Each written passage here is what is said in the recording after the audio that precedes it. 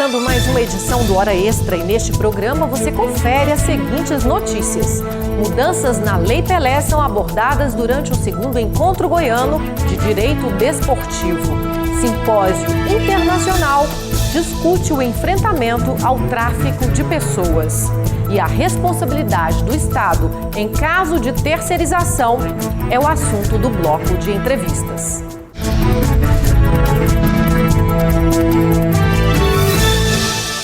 Mudanças na legislação sobre direito de arena e direito de imagem são discutidas durante o segundo encontro goiano de direito desportivo.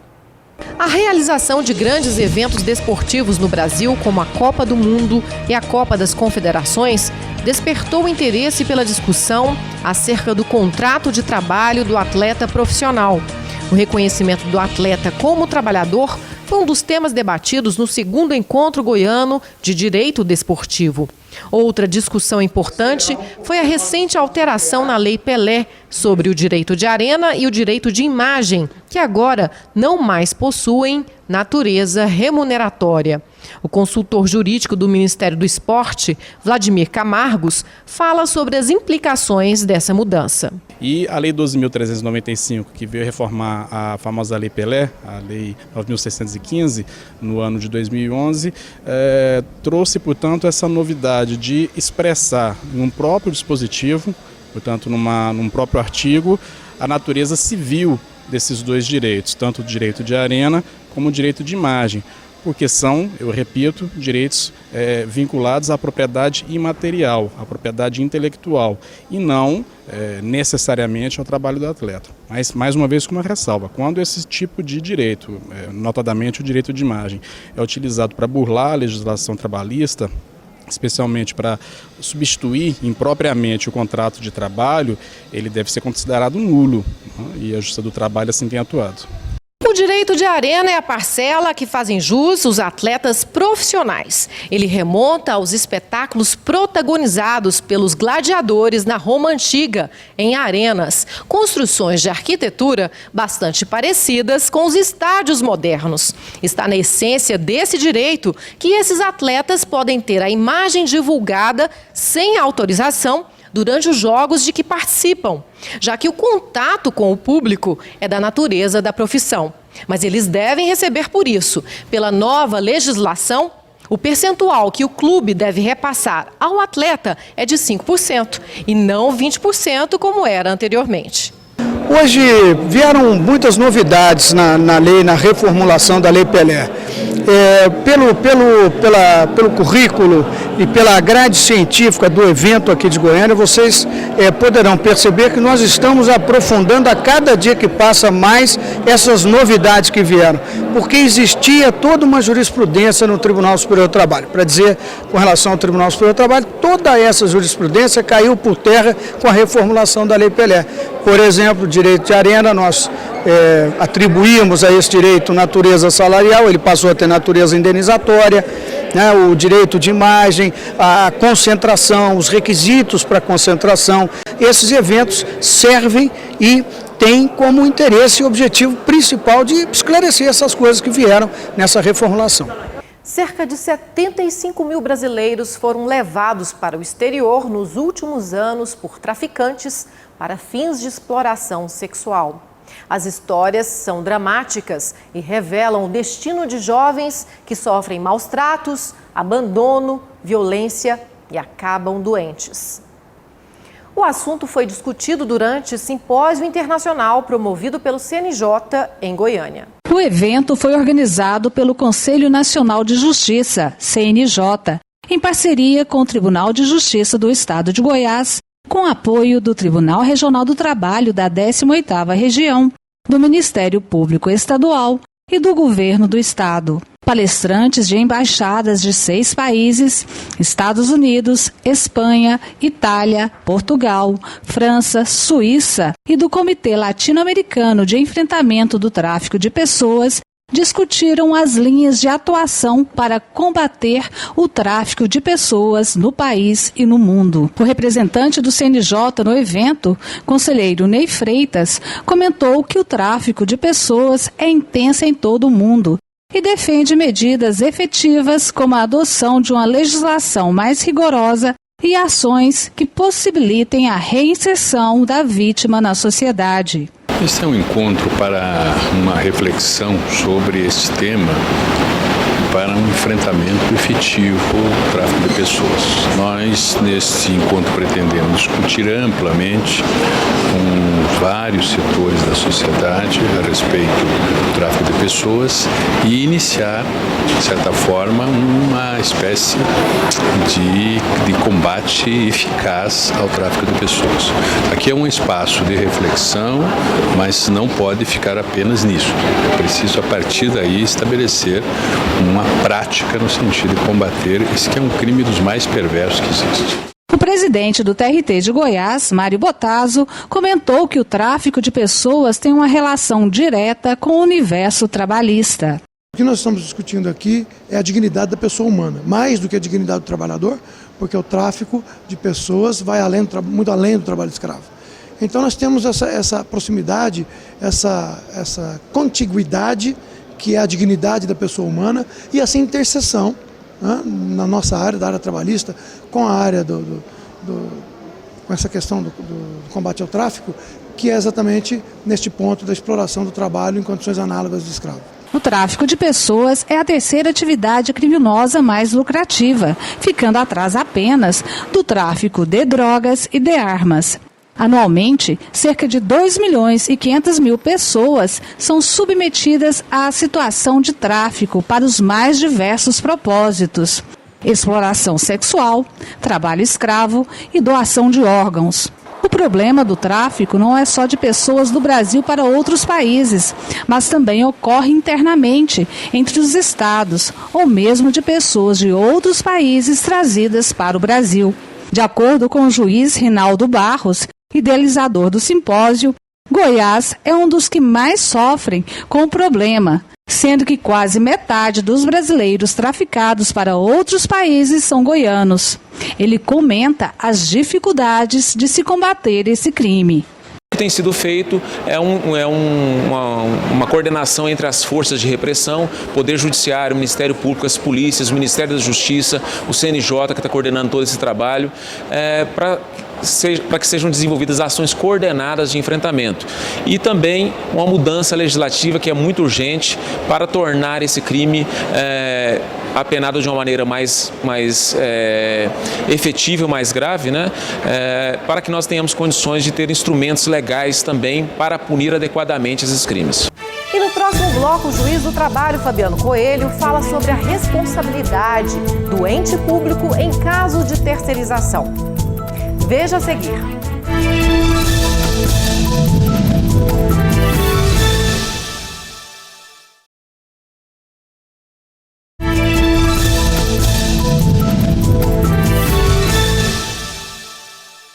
A terceirização gerou enorme impacto nas relações trabalhistas. Nela, o trabalhador presta serviço para uma empresa, mas seu vínculo de emprego se forma com outra pessoa jurídica. Historicamente, o fenômeno iniciou-se no final dos anos 60 e trouxe junto com ele a precarização dos direitos trabalhistas e a redução das garantias dos trabalhadores. Mas qual é a responsabilidade do ente público nos casos de terceirização? O juiz do trabalho, Fabiano Coelho, titular da Vara do Trabalho de Mineiros, traz uma nova perspectiva sobre o assunto. Seja bem-vindo, doutor Fabiano, novamente à Hora Extra. Olá. O CONAMAT, Congresso Nacional dos Magistrados da Justiça do Trabalho, aprovou em maio uma tese de sua autoria que trata da responsabilidade da administração pública nos casos de terceirização. É possível responsabilizar o ente público nesses casos?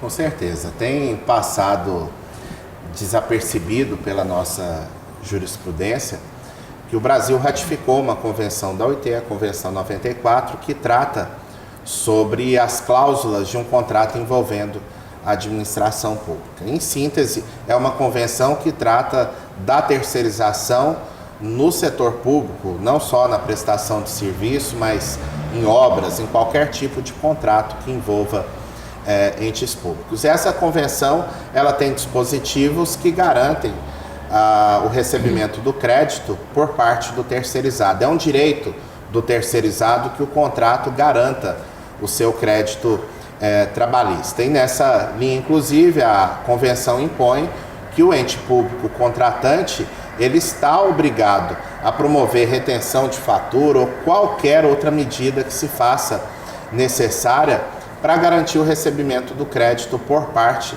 do terceirizado. Então, nessa perspectiva, a gente tem defendido que 3 interpretações, 3 aplicações dessa Convenção 94 são possíveis e todas elas convergem para a responsabilidade da administração pública.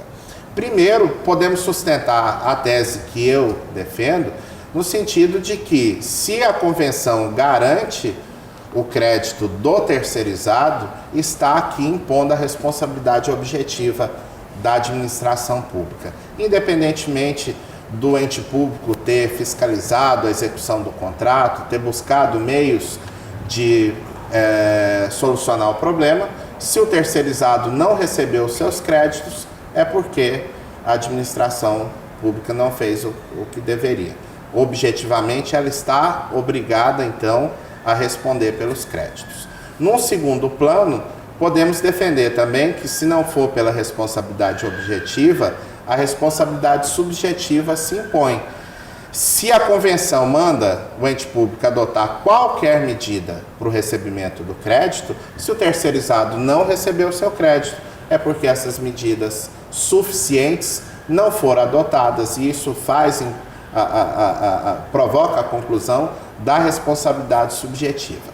E o terceiro ponto que me parece chave nessa discussão: o Supremo, não tem muito tempo, julgou a DC 16, uma ação direta de constitucionalidade, onde ele disse que o artigo 71 da Lei de Licitação, que menciona que o ente público não responde pelos débitos trabalhistas dos seus contratados, fez só uma ressalva que, se estiver comprovada a culpa da administração pública na inadimplência dos créditos do terceirizado, ela responderia. Mas, em síntese, nesse julgado, o Supremo diz que a Lei de Licitação não viola a Constituição.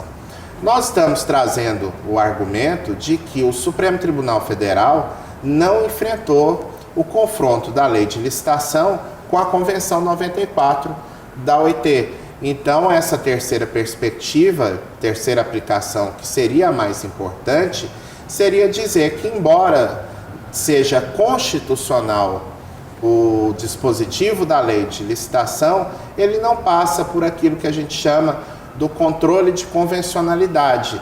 Ele trata-se de uma norma que não vale no direito interno brasileiro, porque essa norma da Lei de Licitação fere a Convenção 94, que é um tratado de direitos humanos ratificado pelo Brasil e, como tal, tem que ser respeitado por todos na esfera interna. Isso quer dizer que a Convenção 94 da OIT tem status supralegal, ou seja, ela prevalece sobre todas as normas, leis ordinárias e complementares. Mas você defende a tese que ela, uma vez ratificada pelo Brasil, a Convenção teria status constitucional. Isso. Na verdade, eu defendo a tese que vários juristas sustentam, no sentido de que os tratados de direitos humanos, eles têm status de normas constitucionais, integram o chamado bloco de constitucionalidade, que seriam normas com status constitucional, mesmo fora da Constituição. Mas o que é importante frisar é que, mesmo deixando de lado, mesmo admitindo que o status seria somente supralegal, que é a posição atual do Supremo Tribunal Federal, isso já resolve o problema de dizer que a Convenção 94 ela está acima da Lei de Licitação e, por conta disso, o artigo 71 da Lei de Licitação não pode prevalecer diante da sua incompatibilidade com a Convenção 94. A decisão do Supremo na DC 16 é de 2010. Isso. Ela tem influenciado a jurisprudência? Como é que a jurisprudência tem julgado casos de terceirização na administração pública? Mudou francamente a jurisprudência. A começar que o Tribunal Superior do Trabalho revisou a súmula 331, que tratava da terceirização, justamente para indicar que só é possível responsabilizar os entes públicos em caso de comprovada culpa na inadimplência dos créditos do trabalhador terceirizado.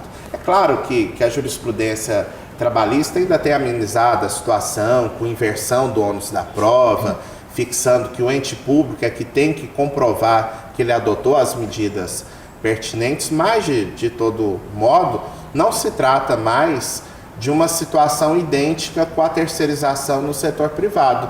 Por exemplo, onde a gente não investiga se a empresa que contratou o terceirizado, a prestação de serviço terceirizado, se ela teve diligência na fiscalização da execução do contrato, né? Criou-se, então, uma distinção que a Convenção 94 da OIT proíbe também, de criar um status de proteção absoluta para o terceirizado do setor privado e uma proteção mais precária para o terceirizado do poder público, já que pela própria súmula 331 terão situações em que o ente público não vai responder pelos créditos trabalhistas. O que fere o princípio da isonomia, né, na Constituição. Sem dúvida alguma. Bom, o Hora Extra vai agora para um rápido intervalo. Nós estamos conversando hoje com o juiz do trabalho, Fabiano Coelho, sobre a responsabilidade dos entes públicos nos casos de terceirização. Até já!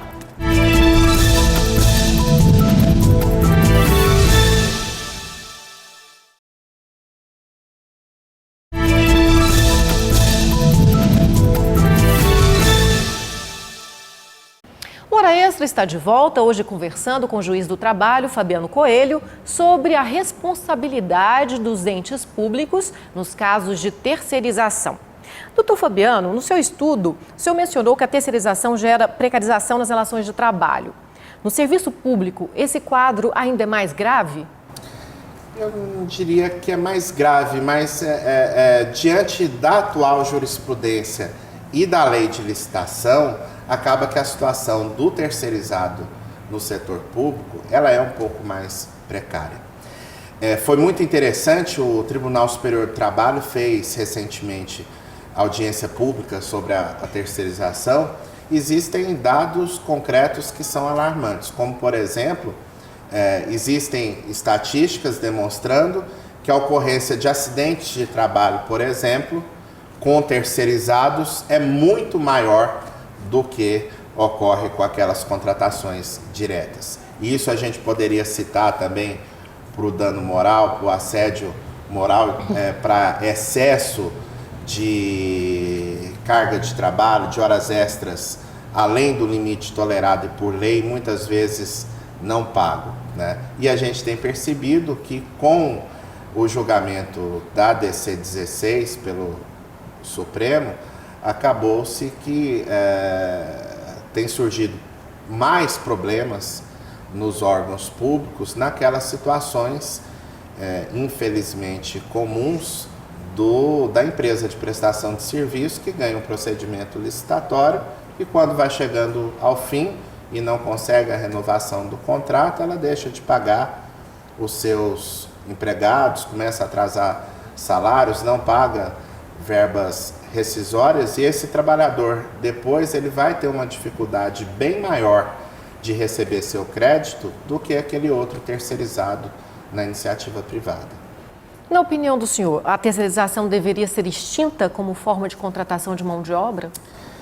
Bom, eu creio que alguns serviços de extrema especialização, esses naturalmente seriam mantidos em qualquer ambiente de relações de trabalho que nós tivéssemos. Agora, eu penso que é preciso dar um basta na terceirização no nosso país. A gente tem percebido a terceirização no setor bancário extremamente precarizante.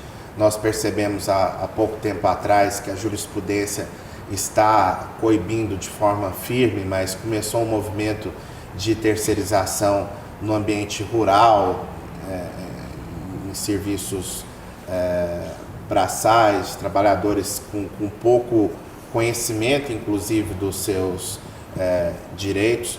No setor público, a gente tem percebido muita deturpação, né, muitas situações em que o caso seria não de terceirizar, mas sim de fazer concurso, de ter trabalhadores com todas as garantias sociais e com estabilidade, com condições de prestar um melhor serviço para a sociedade em geral. É preciso dizer que muitas vezes o empresário acha que é uma vantagem terceirizar porque o custo da mão de obra vai baratear, mas na realidade a sociedade toda está perdendo com esse tipo de prática, da gente perceber a desilusão dos trabalhadores, de perceber que seus direitos não são obedecidos, né, que os terceirizados muitas vezes são relegados a um segundo plano, questões sérias de discriminação, de falta de integração dentro do ambiente de trabalho.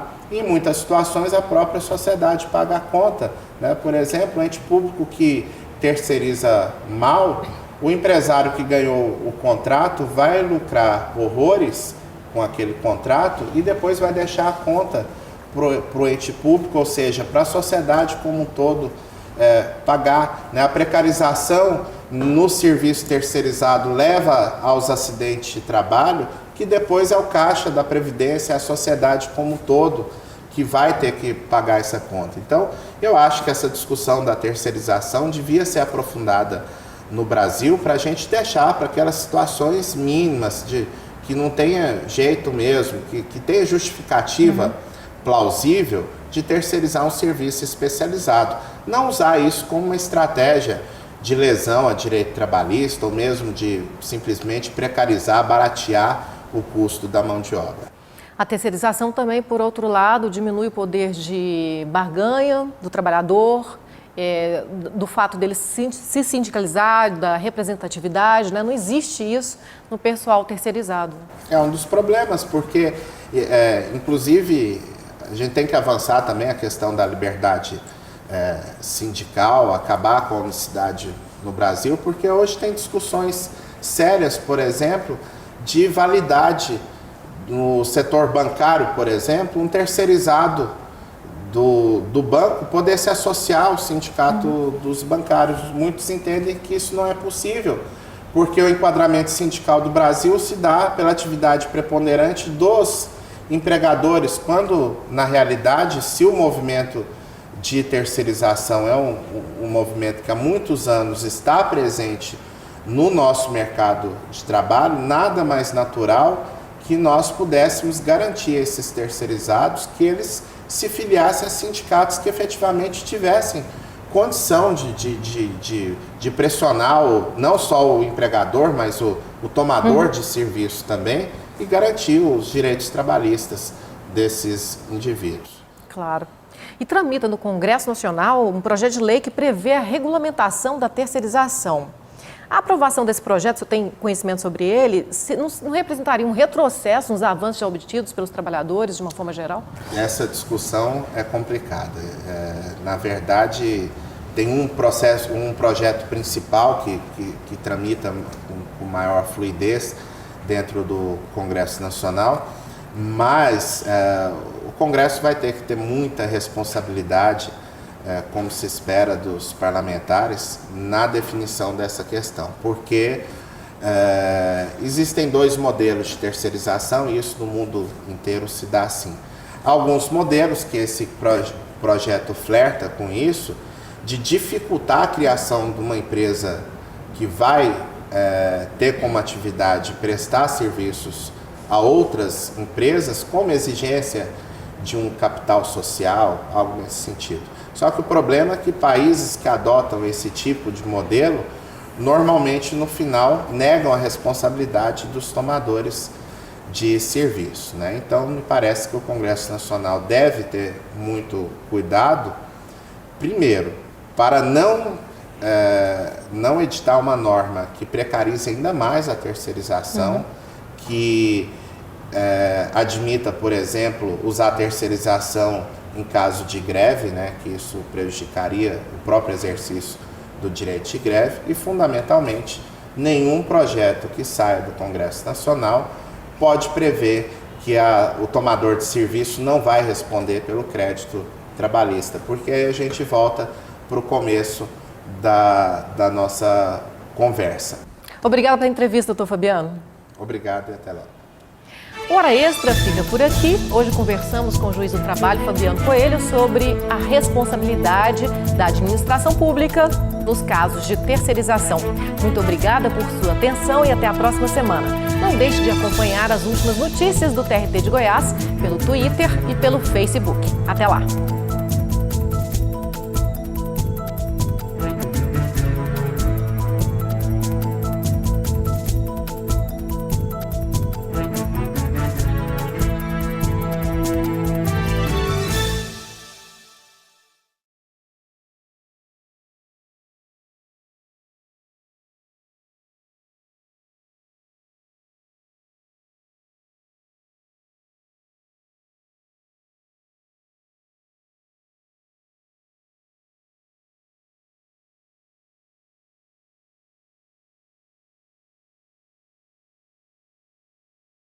Na edição do Hora Extra dessa semana, você vai conferir os seguintes destaques.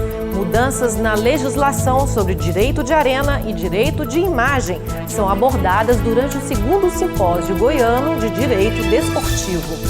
Simpósio Internacional discute o enfrentamento ao tráfico de pessoas. E no bloco de entrevistas, você vai saber qual é a responsabilidade do Estado em casos de terceirização. Aguardamos você!